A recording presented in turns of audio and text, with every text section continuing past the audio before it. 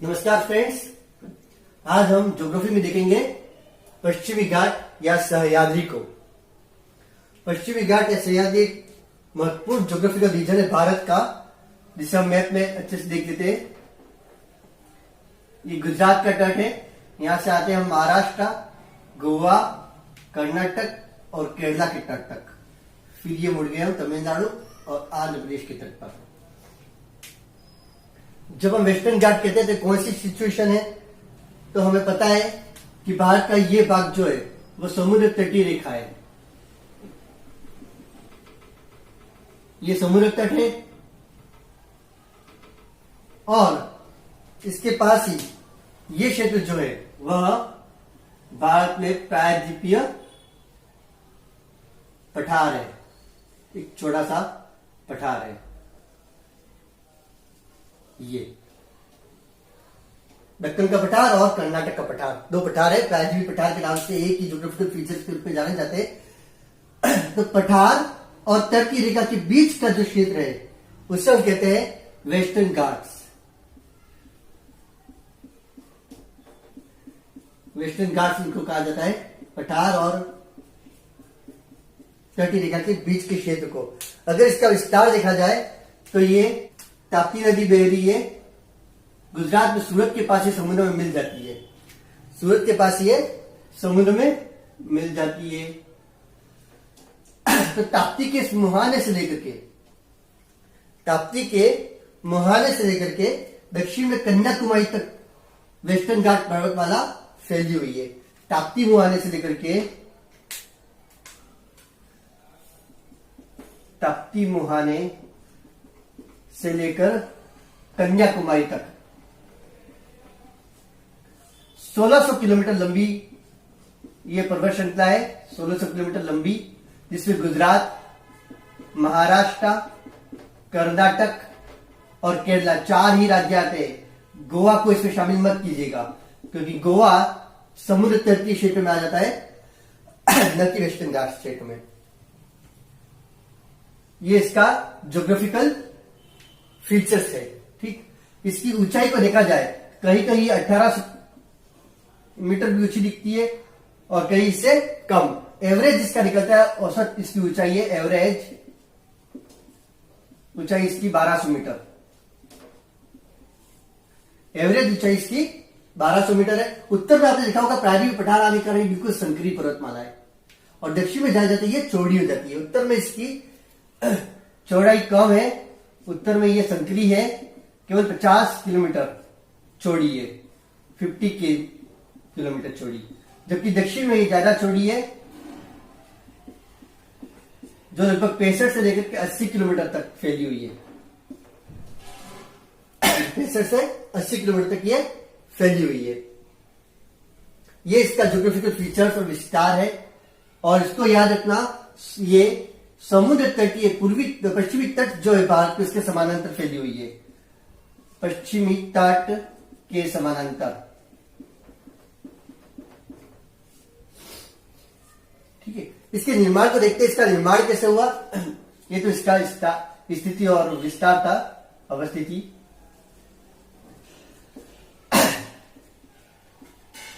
सह्याद्री का निर्माण कैसे हुआ, इसको सह्याद्री भी कहा जाता है, पश्चिमी घाट या सह्याद्री भी कहते हैं इसको। शास्त्रीय नाम या संस्कृत में इसका नाम सह्याद्री है। जिसका निर्माण तो ओरिजिनल ये देखा जाए तो वास्तव में ये प्रायद्वीपीय जो पठार है उसी का ही एक विस्तार है। प्रायद्वीपीय पठार का ही विस्तार है ये। फिर इसका निर्माण कैसे हुआ, होता क्या है, जमीन का कोई भाग धंस जाता है अगर, या दोनों साइड जमीन के धंस जाते हैं तो एक भाग उठा हुआ रह जाता है, इससे भी पर्वत बनता है। यहाँ पे दोनों साइड नहीं, लेकिन एक साइड तटीय क्षेत्र था वो नीचे की ओर धंस गया। डाउनवार्डिंग कहते हैं इसको, डाउनवार्डिंग ऑफ द लैंड। लैंड के डाउनवार्डिंग होने से ये ऊंचा उठा हुआ भाग रह गया है। और इसीलिए आप देखेंगे इसके फीचर्स को, तो कगार कुछ इस तरह से, ये समुद्र तट आ गया, सीधा ढाल है, यहाँ पे तीव्र ढाल है, और फिर इसके बाद यहाँ पे बिल्कुल धीमा हुआ ढाल है, स्लो है बिल्कुल। तो पठार का विस्तार है और निमज्जन की प्रक्रिया से, इसको निमज्जन की प्रक्रिया कहते हैं, जब जमीन का कोई भाग धस जाता है, इससे इसका निर्माण हुआ निमज्जन प्रक्रिया से, और इसीलिए इसका पश्चिमी ढाल जो है, पश्चिमी ढाल तीव्र है, जबकि पूर्वी ढाल इसका स्लो है, धीमा है। पूर्वी ढाल धीमा है। ये इसका ज्योग्राफिकल फॉर्म्स था, फीचर था इसका। आगे बढ़ते हैं हम इसको देख करके इसकी प्रमुख विशेषताओं में और आगे देखते हैं।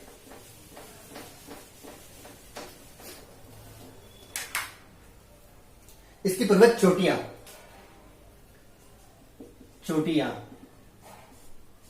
तो याद रखें, दक्षिण में यहां पे स्थित है अन्नाई मुदी, ये इसकी सर्वोच्च चोटी है। ठीक है, अन्नाई मुदी इसकी सर्वोच्च चोटी है। दूसरी इसकी फेमस चोटी महाबलेश्वर, महाराष्ट्र में अच्छा टूरिस्ट प्लेस है ये। इसका धार्मिक और पर्यटक दृष्टिकोण से काफी महत्व है महाराष्ट्र में महाबलेश्वर। उसके बाद कर्नाटक में कुद्रेमुख, ये दूसरी सर्वोच्च चोटी है अन्नाई के बाद। दूसरी सर्वोच्च चोटी यही है। ये 3 चोटियां इसकी महत्वपूर्ण है, अन्नाई, महाबलेश्वर और कुद्रेमुख। इसके बाद इसके दर्रे देखते हैं हम। दर्रे बीच में गैप है, दर्रे है, पासेज है, जिनके थ्रू रास्ता निकलता है, रोड ट्रैक निकाले जा सकते हैं। वो सबसे नॉर्थ में यहां पे देखा जाए तो बोरघाट है। बोरघाट दर्रों को यहां पे बोरघाट कहा गया। ये मुंबई है, मुंबई बाहर निकला हुआ। यहां से मुंबई को ये बोरघाट जोड़ेगा नासिक से। मुंबई को नासिक से जोड़ता है ये। और कलकत्ता की ओर, मुंबई से कलकत्ता की ओर जाने वाला हाईवे यही से होकर गुजरता है, हाईवे नंबर 6। बोरघाट के बाद आता है थालघाट मुंबई को ही जोड़ेगा फिर से पुणे से, साउथ में इस तरह से पुणे से जोड़ेगा ये।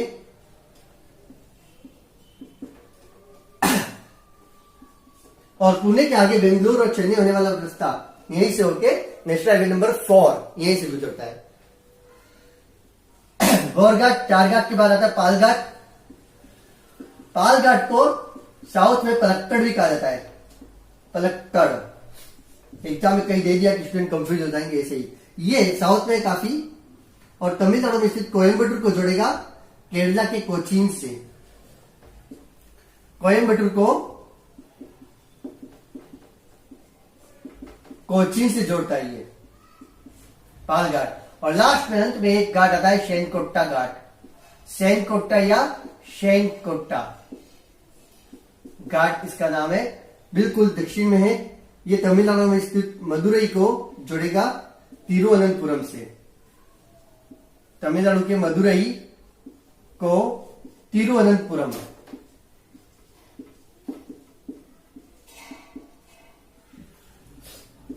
से जोड़ेगा ये शेनकोट्टा घाट।